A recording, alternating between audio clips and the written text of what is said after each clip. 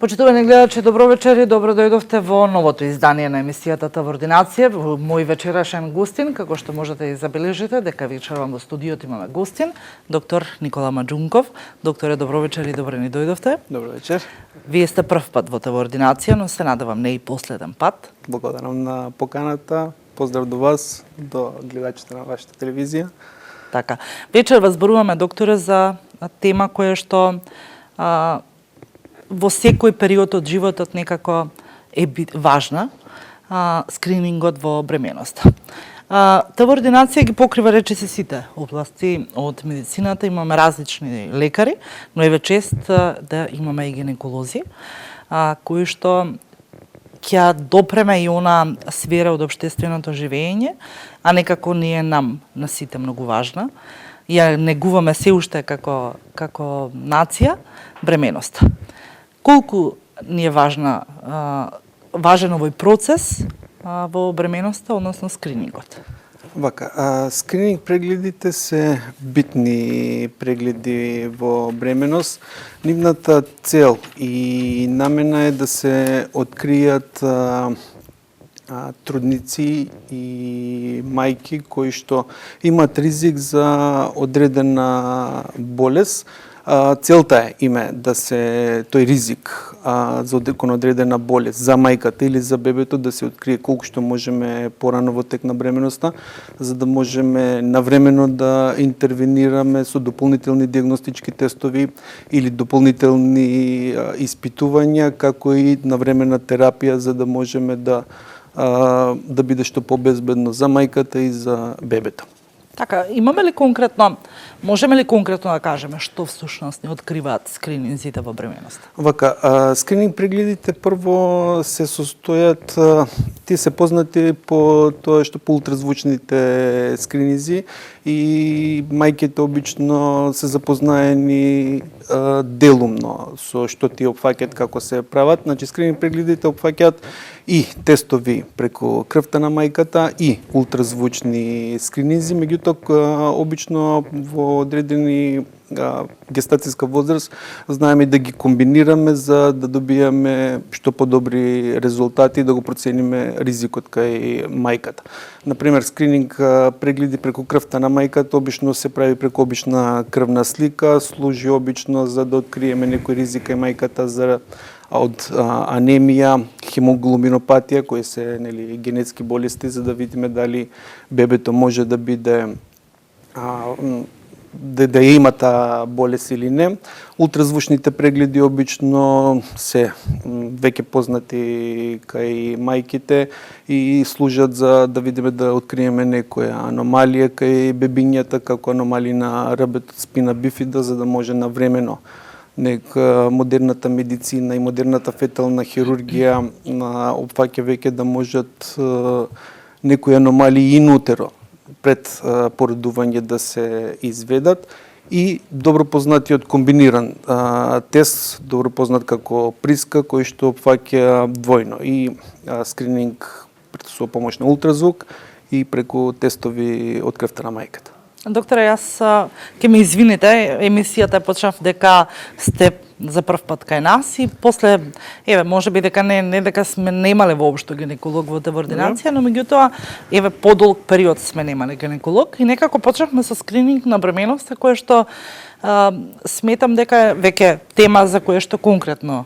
можеме да зборуваме, но паралелно како новинар забележуваме дека многу жени и многу девојки се уште прегледот кај гинеколог е табу и дека дури голема процентот изразено процентуално според Завод за статистика дека голем број на жени и девојки се уште немаат гинеколог. Што правиме со пробудувањето на свеста кај жените? За да дојдеме до момент дека жената треба да биде свесна дека дури овој скрининг во бременоста треба да се направи. Вака, во нашата професија, специализација, гинекологијата е малце, не би рекол табу тема, туку повеќе пациентките имаат страф од тоа што гинеколошкиот преглед вклучувајќи тука и акушерскиот, е малку непријатен, посебно кога станува збор за трудници, тие повеќе се плашат дали е се во ред и така натаму. Тоа се битни прегледи. Сметам дека секоја жена, млада девојка треба, нели, имаме протоколи според која возраст пациентките треба, кои испитувања да ги направат, така да рутинските контроли кои што се секогаш на 2-2,5 години обично треба секоја жена да ги направи. Тоа се исто така влегува во скрининг прегледи во кои што можеме навремено да откриеме одредена состојба, ризик за одредена состојба, за да можеме навремено да интервенираме, нели, кога ќе фатиме некоја состојба, некоја болест во поран стадиум, во порана фаза, многу полесни се и третманите, имаме многу минимално инвазивни третмани, за да може да пациентката да биде во ред или ако станува збор за трудница, мајката и бебето да ни бидат безбедни. Можеме ли да кажеме дека имаме ризик, зголемен ризик при правењето на скрининзите во бременост? При скрининг прегледите во бременост не. Значи, скрининг прегледите се безбедни, не штетат нити на мајката, нити на бебето. Едноставно, скрининг прегледите рековме, тие ни служат за да откриеме дали мајката има некој низок ризик, висок ризик во однос на одредена болест. Тие може да ја стават мајката во некоја непријатна ситуација, да мора да донесе тешка одлука за понатаму и за своето бебе и за себе. Например, ако видиме дека некоја пациентка, мајка, има висок ризик за некоја болест, ние обично предлагаме диагностички тестови. Тие се дефинитивни, потврдуваме или ја одбиваме диагнозата, меѓутоа тие се инвазивни. Например, кога станува збор за структурни аномалии, за хромозомски и генетски проблеми, обично предлагаме амниоцентеза или хориум биопсија. Сега таа е малце инвазивна процедура, има ризик по однос на плодот, по однос на мајката. И затоа мајката се става во некоја недоумица дали да го направи или да не го направи. Доколку потврдиме некоја посебно хромозомска или генетска болест, тогаш мајката е пред некоја тешка одлука дали да ја продолжи бременоста, дали не. Така да, безбедни се, рутински се изведуваат, меѓутоа имат, нели, и своји позитивни и негативни страни. Така, колку бремените жени знаат да направат отпор кога станува збор за комплетните скрининзи, бидејќи тие се и периодични, нели, не застануваат само еднаш? Обично ние ги информираме сите пациентки во која гестатиска недела, ги делиме прегледите според триместри, во кој триместар кој преглед. Одлуката дали да се направи одредено испитување, дали да се прават скрининг прегледи исклучиво на мајката и на таткото, на двајцата родители. Така да, обично немаме проблем со скрининг прегледите, затоа што тие се неинвазивни, безбедни се, малку имаме отпор понатаму или треба подолго, подетални објаснувања кај мајката кога треба да дојдеме до диагностичките тестови, за заеднички да дискутираме кои се придобивките, кои се ризиците, така да скрининг прегледите се релативно добро прифатени и безбедни за мајките. Така, она кое што многумина веќе знаат да кажат дека интернетот е вториот лекар, па многу често веруваат и на интернетот отколку на лекарите специјалисти. И многу често, еве и јас сум сведок, верувам дека и вие, многу жени и многу девојки знаат прво да побараат совет и да пребараат на Google пред да се консултираат со лекар. Колку ваквите, би рекла, неправилни одлуки за консултација знаат да донесат погрешна диагностика, па дури и третман. Вака, сега живееме во едно модерно време во кое што информациите, вклучувајќи тука и медицинските информации, се широко достапни.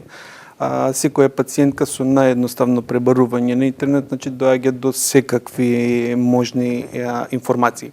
Јас во суштина ги стимулирам пациентките, нели? Добро е да имат познавање за сопствената состојба, за сопствената диагноза и се. Меѓутоа, тоа што секогаш ги советувам во амбуланта е дека да не донесуваат одлука врз база на пребарување самостално, пребарување по интернет и читањето многу информации. Зашто таму има многу информации, кои што информации пациентите најчесто погрешно го ги интерпретираат. Значи, тие треба да бидат добро запознаени за својата состојба, кога станува за трудница, за која недела е, кои информации ги собира, кои тестови се прават. Меѓутоа, секоја одлука мора да биде добро продискутирана со својот матичен лекар, лекар гинеколог или друг специјалист во зависност од состојбата.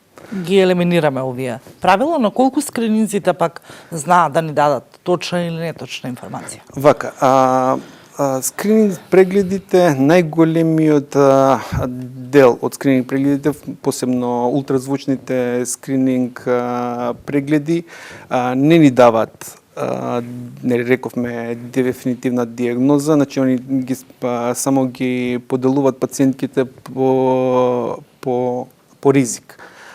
Дефинитивна диагноза, рековме, дават диагностичките тестови кои што ни се инвазивни. Сега, кога ќе поделиме во зависност пациентката дали е во со низок или висок ризик, ние понатаму презимаме други испитувања за да ја потврдиме или одбиеме диагнозата. Меѓутоа, најголемиот дел од трудниците и мајките се со низок ризик, така да поминуваат со најрутински контроли. Така, она кое што, еве, повторно ќе спомнам, како новинар го согледуваме и го попримуваме како информација, дека во последните неколку години се зголемува бројот на жените родилки во после 35-та година.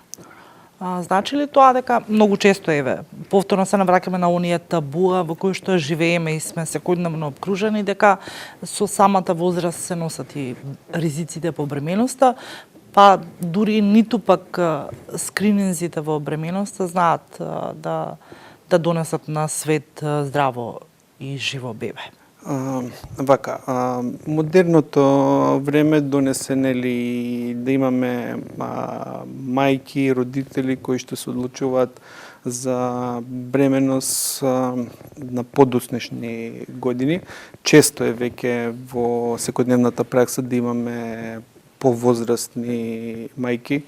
Искрено не сметам дека тоа е нешто проблематично или се нив во однос на возраста, предходната историја, така ги водиме и скрининг прегледите, ги класифицираме во родители, нели, дали се со низок или висок ризик. Меѓутоа, мора да напоменам дека секоја мајка, жена која е бремена, после 35-та година таа ни спаѓа малце во пациентка која е веќе со среден ризик. Колку возраста на мајката е поголема, например, после 37 години, така и ризикот се зголемува кон одредени хромозомски и генетски испитувања. Сега, исто кај нив почнуваме со наједноставните скрининг прегледи, посебно ултразвучниот скрининг преглед во 12-та гестацијска недела, преку кој што нели ги гледаме сите маркери за хромозомски генетски болести кај бебето. Доколку видиме некој проблем, правиме дополнителни тестови. Сега, кај мајките над 35 годишна возраст обично одиме со некој дополнителен тест преку крвта, за да можеме тој ризик да го донесеме, ризик од некоја болест да го донесеме колку што е можно поприфатлив, за да можеме да имаме правилна диагноза и на крај да имаме бебе кое што ни е живо, здраво и се е во ред со него. Така, и доколку целата бременост поминува во најдобар ред, со редовни скрининзи и прегледи кои што, ето и сами рековте, ќе не однесат до до последниот чин, односно чинот на раѓањето, не би било проблем, нели, секако и за годините.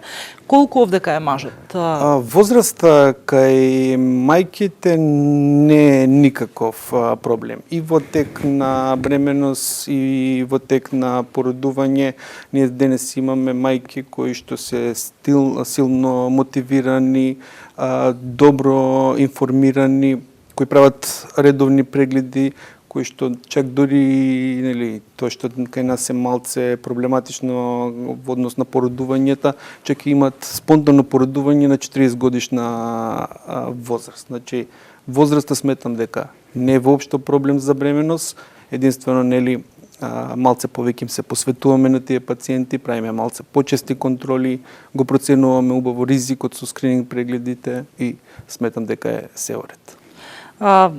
Сакав да ве запрашам колку мажот ја играе онаа клучна игра кога станува збор за целиот тој процес на скрининзи, па еве и за целата бременост. Видите, јас сметам дека мажот е битен во целиот тој процес. Обично моите пациентки кои доаѓаат во ординација во Мартини поликлиника, пациентките скоро сите доаѓаат со своите партнери и искрено да ви кажам, понекогаш мажите се и повозбудени околу прегледите, околу целиот тој процес. Битно е затоа што мајката се осеќа побезбедно. Сметам дека и бебињата осеќаат кога двајцата партнери се задоволни со позитивна енергија, така да силно ги охрабруваме. Имавме порано еден проект кој што директно ги уклучувавме и сопрузите во процесот на породување, меѓутоа сега нели имаме последната година некоја ситуација која што не дозволува такво учество на мажите, така да секогаш ги охрабруваме да учествуваат во целиот тој процес и во прегледи и во породувањето. И да се вратиме повторно на скрининзите, од што се состои пак вториот ултразвучен преглед? Вториот ултразвучен преглед тој е преглед на структурни аномалии, тој се прави некаде помеѓу 18 и 22 гестацијска недела, во кој што буквално правиме детална анализа на сите органи кај бебето. Детално се проведува сите структури на мозокот, посебно внимание посветуваме тука на неуросонографијата, значи мозокот на бебето и на феталната ехокардиографија, тоа е срцето на бебето, ги правиме сите пресеци. Аномалиите на срце ни се меѓу број 1 аномалии кај бебињата, затоа тука најмногу внимание посветуваме. Се проверуваат повторно сите маркери за хромозомски, генетски болести, се проведува како се однесува бебето, движењата. Внимание посветуваме на постелка, на протоци и околуплодова вода. И доколку е се во ред, ги информираме родителите и продолжуваме со понатамошните прегледи. Понекогаш при овој преглед знае да се направи и комбинирано и скрининг за некоја мајка која има ризик од предвремено породување, го мериме грлото и по суштина тоа би било тоа. Еден од најбитните прегледи кои што сметам дека секоја трудница треба да го направи доколку е пропуштен скринингот во помеѓу 11 и 14 гестацијска недела.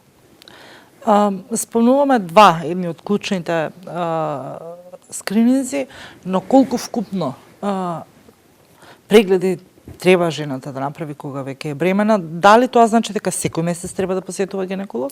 Редовни прегледи, редовни скрининзи, ултразвучни и така натаму, скриени шекери и така натаму? Вака, за една уредна бременост ние обично препорачуваме прегледите да се прават некаде меѓу 4 и 5 недели, од кои што сметам дека најбитни ултразвучни прегледи се скринингот во прв триместар, значи тоа е некаде во 12 гестацијска недела, во вториот триместар во 20 гестацијска недела и во трет триместар тоа е скринингот за раст и развој кај бебињата, некаде меѓу 30-32 гестацијска недела.